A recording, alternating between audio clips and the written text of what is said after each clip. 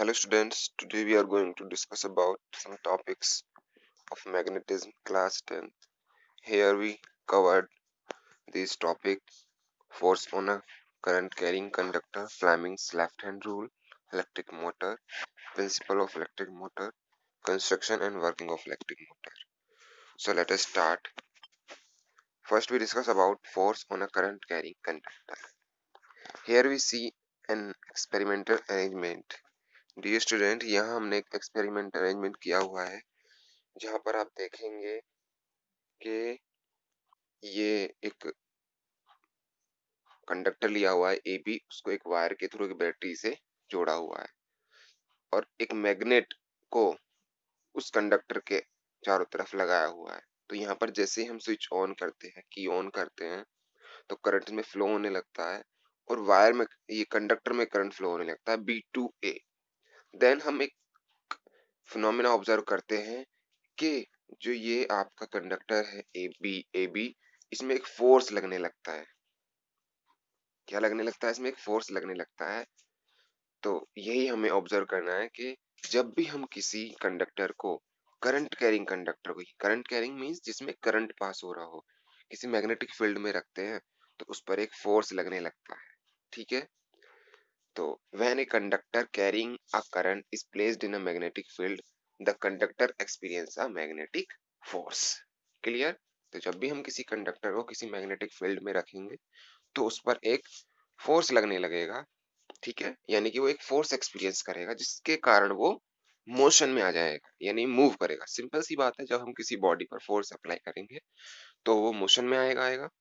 ठीक है, नाउ अब हम देखना है कि ये जो हमने कंडक्टर लगाया है AB, ये किस डायरेक्शन में मूव करेगा, इधर की तरफ या लेफ्ट साइड करेगा या राइट साइड करेगा। ठीक है, तो उसके लिए हम रूल पढ़ेंगे, Fleming's left hand rule. Fleming left hand rule क्या बताता है? Adjust your left hand forefinger, middle finger and thumb are mutually perpendicular to each other. ठीक है, अपने लेफ्ट हैंड की फोर फिंगर यानी कि ये फर्स्ट वाली, मिडिल फिंगर यानी कि ये वाली, और थंब को इस तरीके से एडजस्ट करें कि तीनों एक दूसरे के क्या हो, परपेंडिकुलर हो। यानी कि ये यहाँ पर इन दोनों के बीच एंगल 90 हो, इन दोनों के बीच एंगल 90 हो, और थंब और मिडिल फिंगर के बीच एंगल 90 हो। देन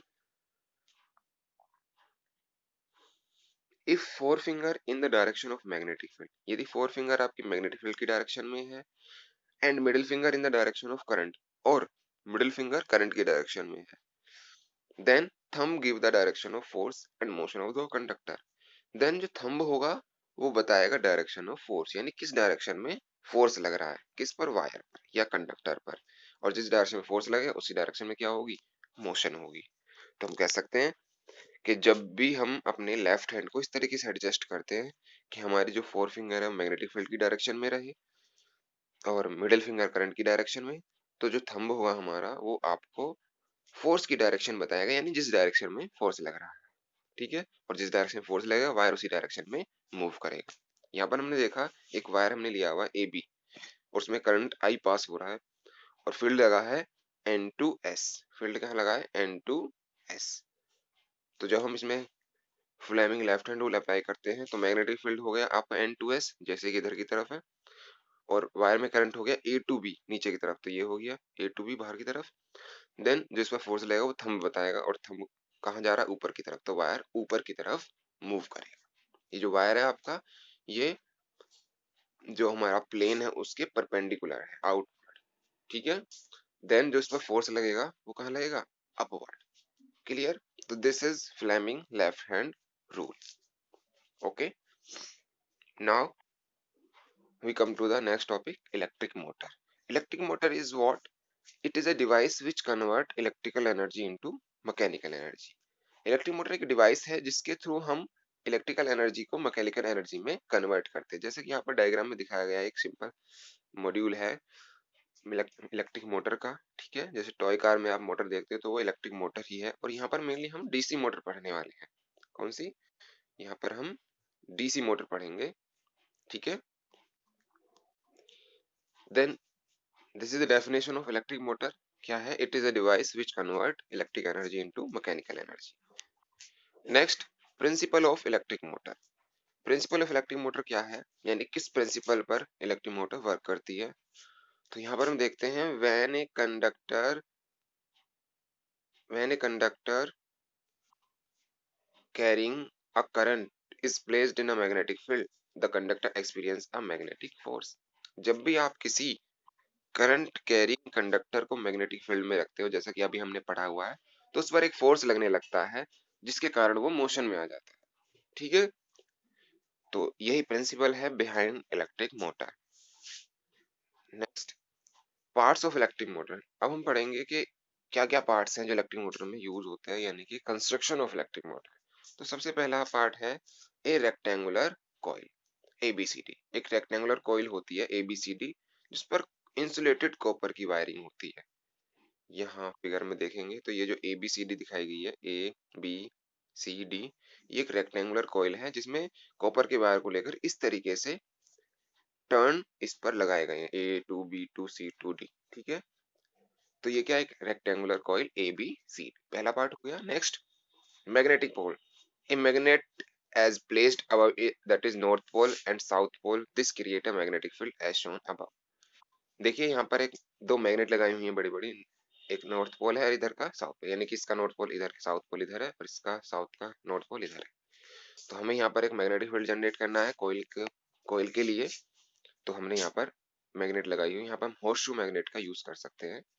ठीक है, जैसे कि यहाँ डायग्राम में हमने किया था, ये यहाँ पे फील्ड क्या है? एन टू एस, एक एन पोल इधर है, एस पोल इधर है। ठीक है, जस्ट यहाँ पर भी हमने क्या किया है, मैग्नेटिक पोल को आमने सामने रखा हुआ है हॉर्सशू मैग्नेट की हेल्प से, जो कि एक रेक्टेंगुलर कॉइल में एक मैग्नेटिक फील्ड पास कर रहे हैं, मतलब कि यहाँ पर एक मैग्नेटिक फील्ड जनरेट कर रहे हैं। ठीक है, नेक्स्ट पार्ट है स्प्लिट रिंग।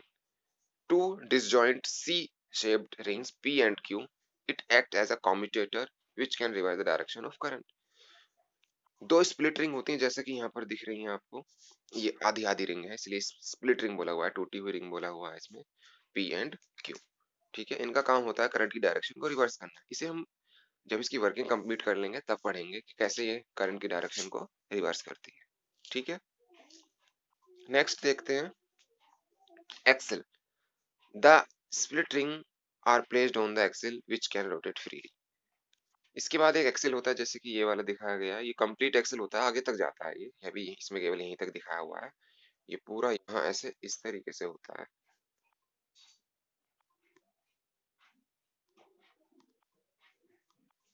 ये पूरा यहाँ आगे तक होता है, जिसके अराउंड जो कॉइल है आपकी एबीसीडी रेक्टेंगुलर कॉइल है, वो रोटेट होती है। ठीक है,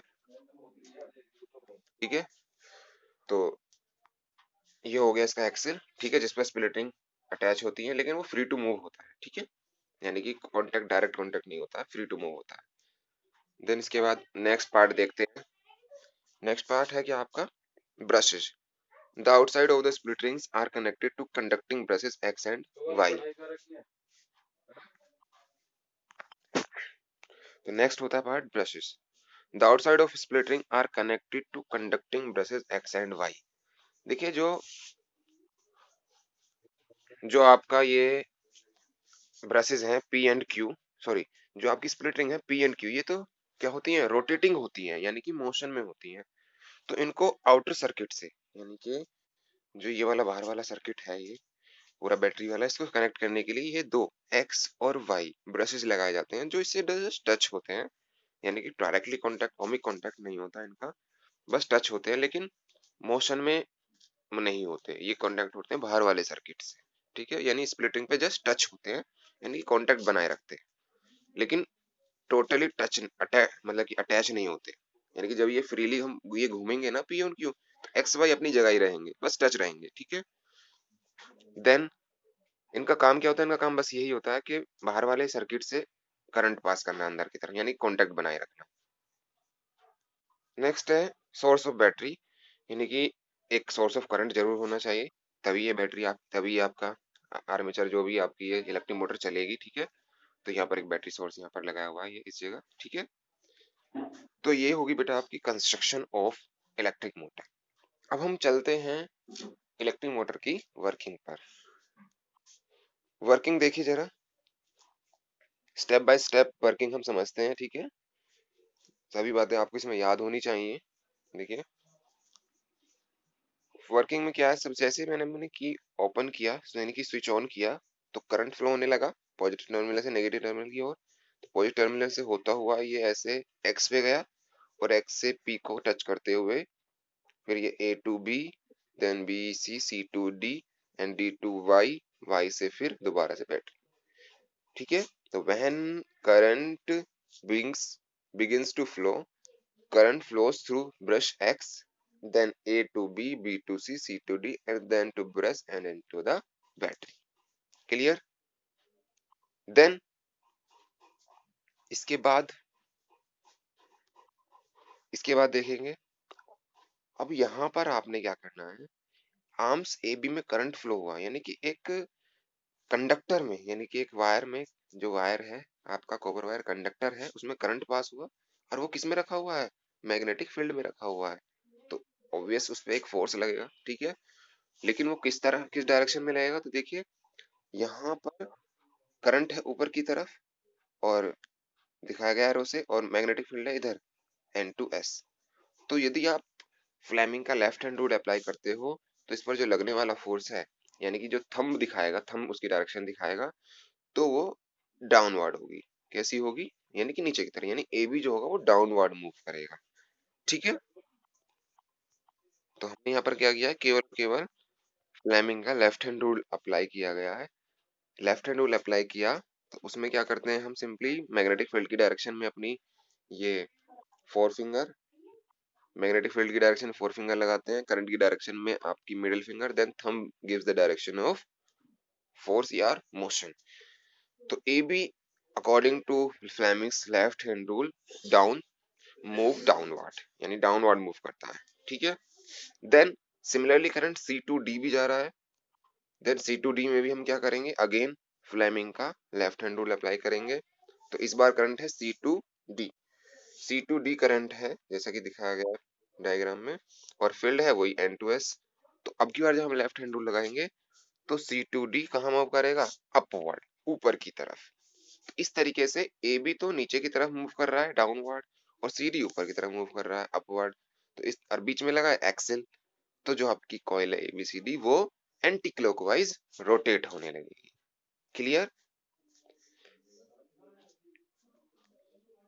जो आपकी कॉइल है एबीसीडी वो एंटी क्लॉकवाइज रोटेट होने लगेगी, क्योंकि एबी डाउनवर्ड मूव कर रहा है और सीडी ऊपर अपवर्ड, यानी कि एबी पर फोर्स लग रहा है नीचे की तरफ और सीडी पर ऊपर की तरफ।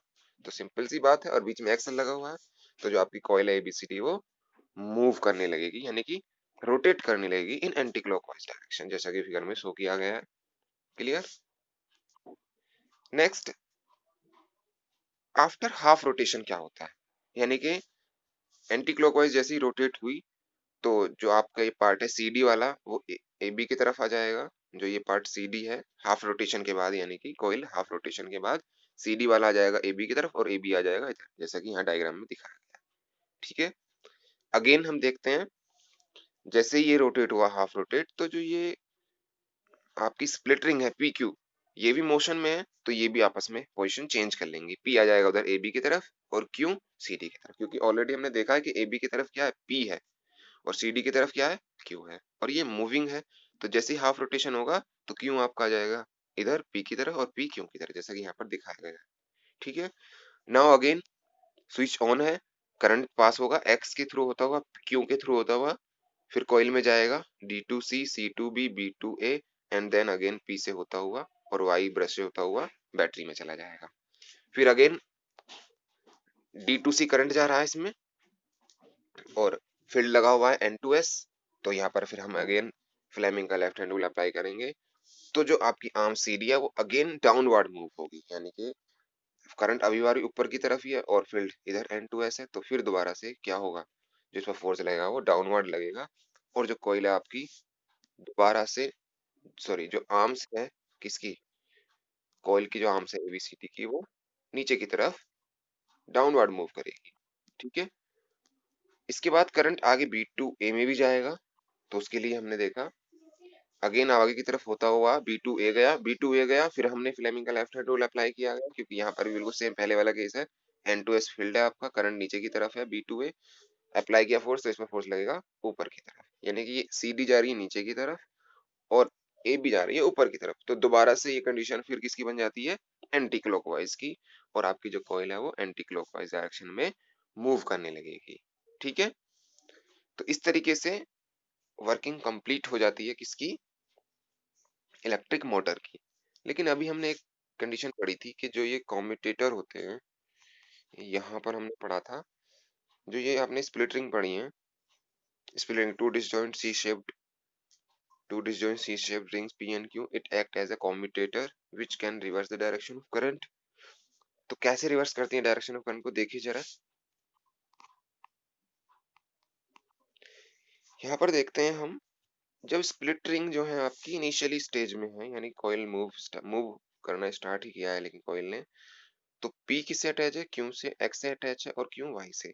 तो करंट इसमें गया और यहाँ पर देखते हैं ये P X से अटैच है और Q Y से, तो यहाँ पर करंट गया A to B, यानी कि इनिशियली करंट क्या है A to B, किसकी वजह से, P से होता हुआ गया करंट X में। देन और CD में क्या है, C to D। देन जैसे हाफ रोटेशन होता है, तो जो कॉम्यूटेटर है, जो स्प्लिट रिंग है, उनकी पोजीशन चेंज हो गई। उनकी पोजीशन चेंज होने से क्या हुआ, करंट CD में D to C हो गया। देखो यहाँ था C to D, यानी C से D का, लेकिन यहाँ D to C हो गया, तो करंट की डायरेक्शन क्या हो गई, रिवर्स हो गई। ऐसे यहाँ पर A to B था और यहाँ हो गया B to A। तो स्प्लिट रिंग की हेल्प से ही, यानी कॉम्यूटेटर की हेल्प से ही करंट की डायरेक्शन क्या हो जाती है, रिवर्स हो जाती है। So the reversal of current in the coil results in the continuous rotation of the coil. This the reversal of current is achieved by the commutator ring. यदि ये रिवर्सल करंट का ना हो तो क्या होगा, कॉइल कभी एंटी क्लॉकवाइज रोटेट करेगी हाफ रोटेशन में और अगले हाफ रोटेशन में क्लॉकवाइज। ठीक है, तो इसलिए कॉम्यूटेटर की हेल्प से हम क्या करते हैं, करंट की डायरेक्शन रिवर्स कर देते हैं आर्म्स में, जिससे कि कंटिन्यूअसली आपकी जो कॉइल है वो एंटी क्लॉकवाइज रोटेट होती रहती है। आई होप ये सारे टॉपिक्स आपको समझ में आए होंगे। ठीक है, नेक्स्ट इसकी एप्लीकेशन। एप्लीकेशन क्या है, इलेक्ट्रिक फैन में यूज होती है, रेफ्रिजरेटर्स में यूज होती है, मिक्सर में यूज होती है इलेक्ट्रिक मोटर, वॉशिंग मशीन में। ठीक है, don't forget like and subscribe. आपको ये सारे टॉपिक्स समझ में आए होंगे। Thank you for watching, don't forget like and subscribe our channel.